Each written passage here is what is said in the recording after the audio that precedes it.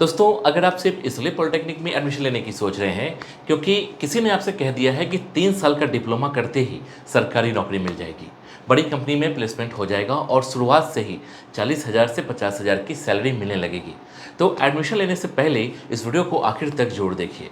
दोस्तों, पॉलिटेक्निक एक अच्छा करियर ऑप्शन जरूर है, लेकिन इसकी कुछ ऐसी सच्चाइयाँ भी हैं जिनके बारे में अधिकतर स्टूडेंट्स को कोर्स शुरू करने के बाद ही पता चलता है।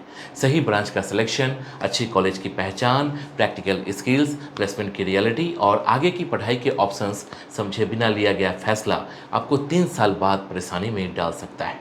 हेलो फ्रेंड्स, मैं हूं सुदर्शन प्रकाश और आप देख रहे हैं यूट्यूब चैनल गुरु चकाचक। चलिए जानते हैं कि पॉलिटेक्निक करने से पहले आपको कौन कौन सी जरूरी बातें समझ लेनी चाहिए। सबसे पहले समझते हैं कि पॉलिटेक्निक वास्तव में है क्या। पॉलिटेक्निक कोई एक कोर्स नहीं है, बल्कि टेक्निकल डिप्लोमा कोर्स का एक पूरा क्षेत्र है। इसमें civil engineering, mechanical engineering, electrical engineering, electronic engineering, computer science engineering, automobile engineering, chemical engineering और कई दूसरी ब्रांचेज होती हैं। अधिकतर पॉलिटेक्निक डिप्लोमा कोर्स की अवधि 3 साल होती है और इनमें 10th के बाद एडमिशन लिया जा सकता है। कुछ राज्यों और कॉलेज में 12th या ITI के बाद लैटरल एंट्री के माध्यम से सीधे सेकेंड ईयर में एडमिशन लेने का मौका भी मिलता है। हालांकि इसकी एलिजिबिलिटी और एडमिशन प्रोसेस हर राज्य में अलग हो सकती है, इसलिए फॉर्म भरने से पहले संबंधित कॉलेज या एडमिशन अथॉरिटी की ऑफिशियल इन्फॉर्मेशन जरूर पढ़िए। दोस्तों, पॉलिटेक्निक की पहली सच्चाई यह है कि हर स्टूडेंट के लिए सही नहीं है। अगर आपको machine, computer, electrical work, construction, drawing, designing, manufacturing या टेक्निकल चीज़ों को समझना पसंद है तो पॉलिटेक्निक आपके लिए अच्छा ऑप्शन बन सकता है। लेकिन अगर आपका टेक्निकल फील्ड में बिल्कुल इंटरेस्ट नहीं है और आप केवल जल्दी नौकरी मिलने की उम्मीद में पॉलिटेक्निक करना चाहते हैं तो कोर्स आपके लिए मुश्किल और उबाऊ हो सकता है। इसमें केवल किताबें पढ़कर एग्जाम पास नहीं करना होता, workshop, lab, technical drawing, practical file, project और मशीनों से जुड़ा काम भी करना पड़ता है। इसलिए ब्रांच चुनने से पहले अपने इंटरेस्ट और क्षमता को जरूर समझिए। दूसरी बड़ी सच्चाई ये है कि हर ब्रांच का करियर स्कोप एक जैसा नहीं होता। बहुत सारे स्टूडेंट्स अपने दोस्तों को देखकर या जिस ब्रांच में आसानी से सीट मिल जाए उसी में एडमिशन ले लेते हैं। बाद में उन्हें पता चलता है कि उस ब्रांच में उनका इंटरेस्ट ही नहीं था या उनके इलाके में उससे संबंधित जॉब्स बहुत कम है। कंप्यूटर साइंस चुनने से पहले कोडिंग और कंप्यूटर टेक्नोलॉजी में इंटरेस्ट होना चाहिए। सिविल इंजीनियरिंग चुनने से पहले कंस्ट्रक्शन साइट, सर्वेइंग या फील्ड वर्क के लिए तैयार रहना होगा। मैकेनिकल इंजीनियरिंग में मशीन, प्रोडक्शन और मेंटेनेंस से जुड़ा काम होता है। इलेक्ट्रिकल इंजीनियरिंग में वायरिंग, पावर सिस्टम, सेफ्टी और इक्विपमेंट की जानकारी जरूर होती है। इसलिए ब्रांच का सिलेक्शन केवल नाम या ट्रेंड देखकर नहीं, बल्कि उसके सब्जेक्ट, जॉब प्रोफाइल और भविष्य की संभावनाओं को समझकर करिए। तीसरी सच्चाई कॉलेज से जुड़ी हुई है। केवल पॉलिटेक्निक कॉलेज में एडमिशन मिल जाना पर्याप्त नहीं है। कॉलेज की मान्यता, फैकल्टी, लैब, वर्कशॉप, इंटर्नशिप और प्लेसमेंट रिकॉर्ड की जांच करना बहुत जरूरी है। दोस्तों, एडमिशन से पहले यह जरूर देखिए कि इंस्टीट्यूट संबंधित अथॉरिटी से अप्रूव्ड है या नहीं और डिप्लोमा आगे की पढ़ाई तथा जॉब्स के लिए मान्य होगा या नहीं। कॉलेज की वेबसाइट पर लिखी बातों पर ही पूरी तरह भरोसा मत कीजिए।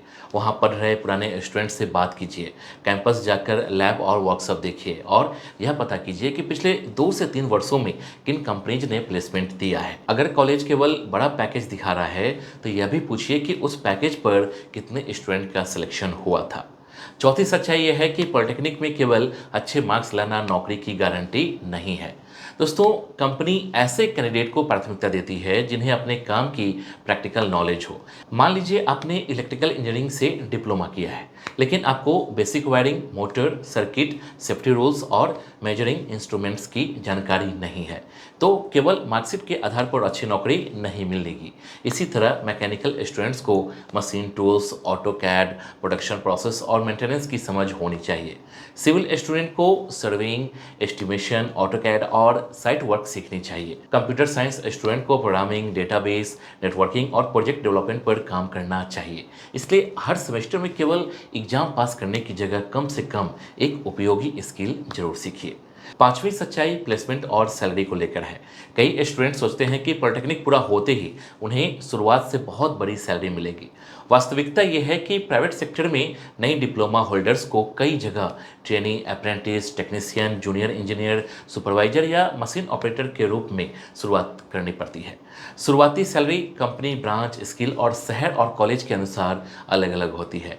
कई छोटी कंपनीज में शुरुआती लगभग 10,000 से 18,000 प्रति माह के बीच हो सकती है, जबकि अच्छी कंपनी और मजबूत स्किल होने पर इससे बेहतर पैकेज भी मिल सकता है। लेकिन 40,000 या 50,000 की शुरुआती सैलरी को सामान्य मानकर एडमिशन लेना सही नहीं होगा।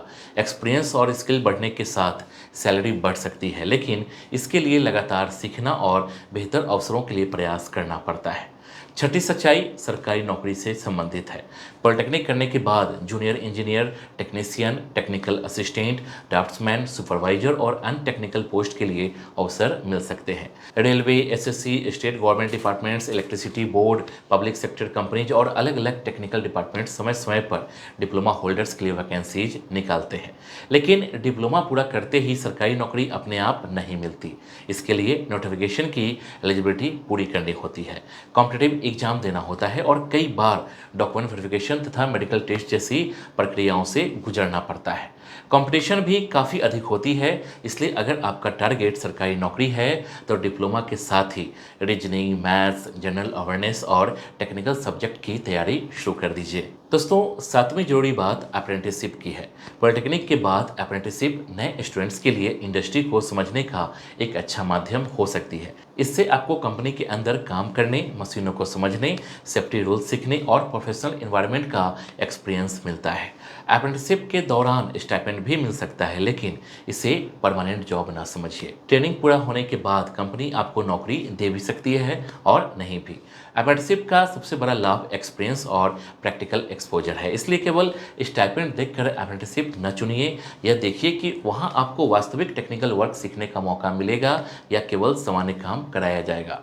आठवीं सच्चाई यह है कि पॉलिटेक्निक के बाद पढ़ाई का रास्ता बंद नहीं होता।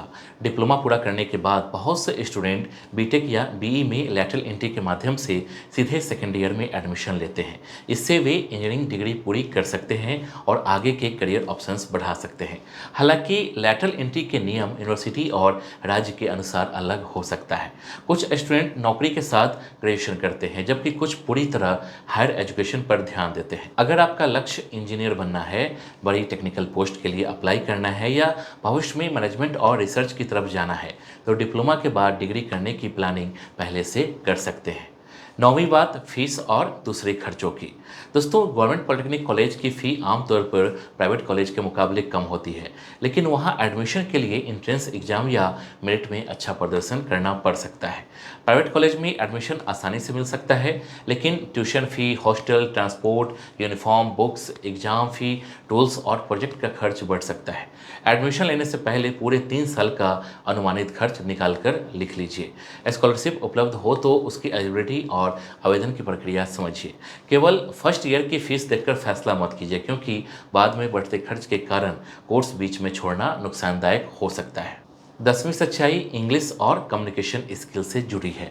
कई टेक्निकल स्टूडेंट सोचते हैं कि उन्हें केवल मशीनों या कंप्यूटर पर काम सीखना है, इसलिए कम्युनिकेशन की ज़रूरत नहीं पड़ेगी। लेकिन interview, resume, email, report, presentation और वर्क प्लेस पर टीम के साथ काम करने के लिए कम्युनिकेशन जरूरी है। आपको बहुत कठिन इंग्लिश बोलने की ज़रूरत नहीं है, लेकिन बेसिक इंग्लिश समझना, अपनी बात स्पष्ट तरीके से कहना और इंटरव्यू में टेक्निकल नॉलेज समझाना आना चाहिए। इसके साथ कंप्यूटर की बेसिक जानकारी, एमएस एक्सेल, ईमेल और इंटरनेट का सही इस्तेमाल भी सीखिए। ये छोटी दिखने वाली स्किल प्लेसमेंट के समय बड़ा अंतर पैदा करती है। दोस्तों, पॉलिटेक्निक के दौरान इंटर्नशिप और प्रोजेक्ट को केवल फॉर्मेलिटी मत समझिए। कई स्टूडेंट किसी दूसरे की प्रोजेक्ट फाइल कॉपी करके मार्क्स तो ले लेते हैं, लेकिन कुछ नया नहीं सीख पाते। आपका फाइनल ईयर प्रोजेक्ट आपकी टेक्निकल एबिलिटी दिखाने का मौका होता है। ऐसा प्रोजेक्ट बनाइए जिसे आप इंटरव्यू में आत्मविश्वास से समझा सकें। इंटर्नशिप के दौरान ध्यान दीजिए कि इंडस्ट्री में आपकी ब्रांच का वास्तविक काम कैसा होता है। वहाँ के इंजीनियर्स और टेक्नीशियंस से सवाल पूछिए, नोट्स बनाइए और अपने काम का रिकॉर्ड रखिए। यही एक्सपीरियंस रेज्यूम को मजबूत बनाता है और आपको बाकी कैंडिडेट से अलग कर सकता है। आखिर में मैं बस यही कहना चाहूँगा कि पॉलिटेक्निक न तो बेकार कोर्स है और न ही नौकरी की गारंटी देने वाला कोई शॉर्टकट। इसकी वैल्यू इस बात पर निर्भर करती है कि आपने कौन सी ब्रांच चुनी, किस कॉलेज से पढ़ाई की, कितनी प्रैक्टिकल स्किल सीखी और कोर्स के दौरान अपने करियर की कितनी तैयारी की। दोस्तों, अगर आपको पॉलिटेक्निक से जुड़ी यह सच्चाई उपयोगी लगी हो तो वीडियो को लाइक कीजिए और उन स्टूडेंट के साथ शेयर जरूर करिए जो 10th या 12th के बाद पॉलिटेक्निक करने की सोच रहे हैं। करियर, कोर्स और गवर्नमेंट जॉब से जुड़ी ऐसे ही सही जानकारी के लिए चैनल को सब्सक्राइब कीजिए और बेल आइकन जरूर दबाइए। मिलते हैं अगले वीडियो में एक और महत्वपूर्ण करियर जानकारी के साथ। धन्यवाद। जय हिंद।